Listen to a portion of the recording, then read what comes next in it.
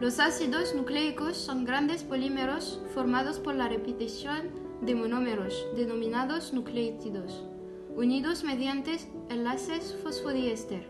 Se forman largas cadenas. Algunas moléculas de ácidos nucleicos llegan a alcanzar tamaños gigantescos, de millones de nucleótidos encadenados. Existen dos tipos básicos, el ADN y el ARN. Cada nucleótido está formado por una pentosa, una base nitrogenada, purina o pirimidina y un grupo fosfato.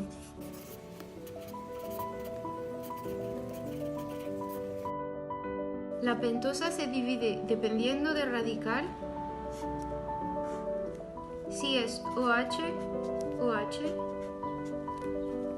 es ribosa y desoxirribosa.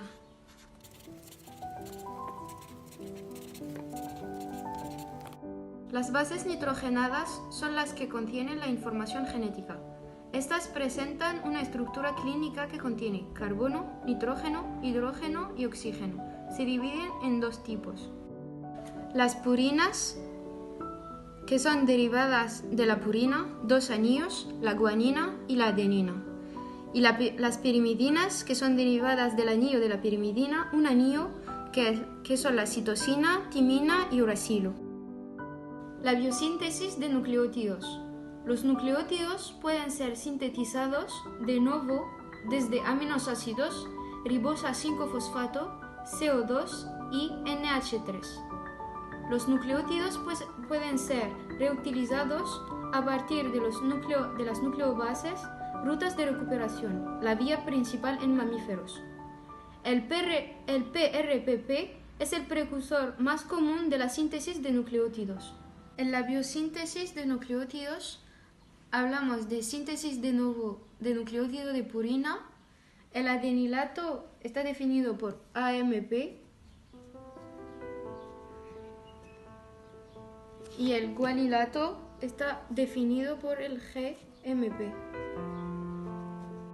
En la biosíntesis de nuevo de nucleótido de purina se sintetiza el anillo de purina desde el inicio a partir de precursores. Comienza con la formación del dador de unidad ribosa. La ribosa 5-fosfato, procedente de la vía de las pentosas fosfato, da lugar, con la hidrólisis de ATP, a la formación del dador de unidad ribosa, el 5-fosforibosil pirofosfato, el PRPP. A partir de sobre esta molécula se adicionan todos los precursores del anillo de purina, en una serie de reacciones muy complejas. Podemos dividir este proceso en dos partes. Primero se forma el primer anillo, un imidazol, y después se forma el segundo anillo formado el nucleótido púrico. Existe mucho gasto energético para formar y cerrar el anillo. El N3 aparece cuando se cicla el anillo imidazol. Sobre este anillo se colocan el resto de precursores. A partir del IMP y mediante actividad enzimáticas específicas se sintetiza el resto de bases. En el ADN, los nucleótidos son desoxirribonucleótidos que se sintetizan a partir de los ribonucleótidos. La célula dispone de un mecanismo de síntesis de nucleótidos que ahorra energía. Es la denominada vía de recuperación. Síntesis de nuevo de nucleótido de pirimidinas. El citidilato está definido por el CMP y el uridilato está definido por UMP. La formación de un anillo de pirimidina es mucho más sencillo, ya que utiliza rutas más cortas y menos costosas, energéticamente hablando. Primero se debe formar el carbamil fosfato mediante la carbamil fosfato sintetasa 2, isoenzima citolísica. En el caso de la carbamil fosfato sintetasa 2, el dador de nitrógeno es la glutamina. Una vez formado el carbamil fosfato, se adiciona el aspartato. Ocurren reacciones sucesivas de transformación y casi al final de la ruta se adiciona el dador de unidades ribosa 5-fosforibosil pirofosfato y se produce la ciclación y aparición del nucleótido pirimidínico, UPM.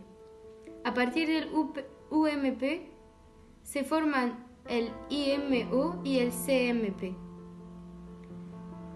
Es necesaria una enzima reductasa para formar desoxirribonucleótidos. La vía de recuperación también funciona, pero lo hace en menor proporción en la vía de nucleótidos púricos, porque la biosíntesis de nuevo de estos nucleótidos es menos costosa. El cáncer. Para entender cómo aparece el cáncer, debemos comprender cómo funcionan las células en nuestro cuerpo en su estado normal. El cuerpo está formado por millones de células. Estas células crecen y se dividen para formar nuevas células. Así, cuando unas se dañan, mueren y automáticamente las nuevas las sustituyen. ¿Qué pasa cuando un individuo tiene cáncer? El proceso de división celular se ve alterado. Las células dañadas sobreviven y las normales crecen y se dividen sin control. Esto hace que se forman grandes masas de células y es lo que conocemos como tumores. Entonces, se puede definir el cáncer como un crecimiento celular incontrolado, el cual puede aparecer en cualquier parte de nuestro cuerpo. El crecimiento de las células normales hace que eventualmente se especializan en tener varias funciones específicas, mientras que las cancerosas no. Y esta es una de las principales diferencias. Además, estas células cancerosas tienen la capacidad de sortear la acción del sistema inmunitario, es decir, que estas últimas pueden seguir sobreviviendo aunque están dañadas. Los tumores pueden ser benignos o malignos. Los benignos no se extienden a otras partes del cuerpo y crecen lentamente. Por otra parte, los malignos se comportan de manera que crecen muy rápido y pueden extenderse a otras zonas del cuerpo. Esto puede resultar en la invasión de tejidos circundantes y este puede producirse por dos vías, la sanguínea y la linfática, es decir, que pueden diseminarse a través del sistema sanguíneo o del linfático. Este puede resultar al crecimiento de nuevos tumores lejos de donde se originó. La aparición de esta enfermedad resulta de varios factores. Lo más frecuente es la exposición al humo del tabaco o el consumo del mismo. Estos últimos están relacionados con distintos tipos del cáncer: el pulmón, laringe, esófago. Otro de los factores es la alimentación no sana y la falta del ejercicio. La obesidad está relacionada también con el cáncer, por los efectos negativos que produce sobre el sistema endocrino e inmune. Alteraciones genéticas consistentes en mutaciones del material genético celular. Se inactivan los genes encargados de la muerte celular o de la delimitación de la división celular. Esto se debe a factores internos del organismo o externos como radioactividad. La radiación y la infección son otros factores con riesgo de influir en la aparición del cáncer. Existen varios tipos de cáncer, más de 200. Generalmente, cada uno recibe el nombre del órgano o tejido donde se forma, y cada uno requiere una respuesta específica en función de sus características. Aunque hay muchos tipos, si se detectan muy temprano, pueden tratarse mediante cirugía, quimioterapia o radioterapia. La probabilidad de desarrollar un cáncer aumenta con la edad, pero si somos conscientes de los factores de riesgo que nos podemos llevar a este último, podremos actuar y disminuir el riesgo de desarrollar esta enfermedad. ¿Qué es la quimioterapia? Es el uso de fármacos para destruir las células cancerosas. Actúa evitando que las células cancerosas crezcan y se dividan en más células. Como las células cancerosas suelen crecer y dividirse más rápido que las células normales, la quimioterapia tiene mayor efecto en las células cancerosas. Sin embargo, los fármacos utilizados para la quimioterapia son fuertes y pueden dañar a las células sanas de todos modos. Este daño causa los efectos secundarios que están relacionados con la quimioterapia. Diferentes tipos de la quimioterapia. El tratamiento con estos fármacos fuertes se denomina quimioterapia estándar, tradicional o citotóxica.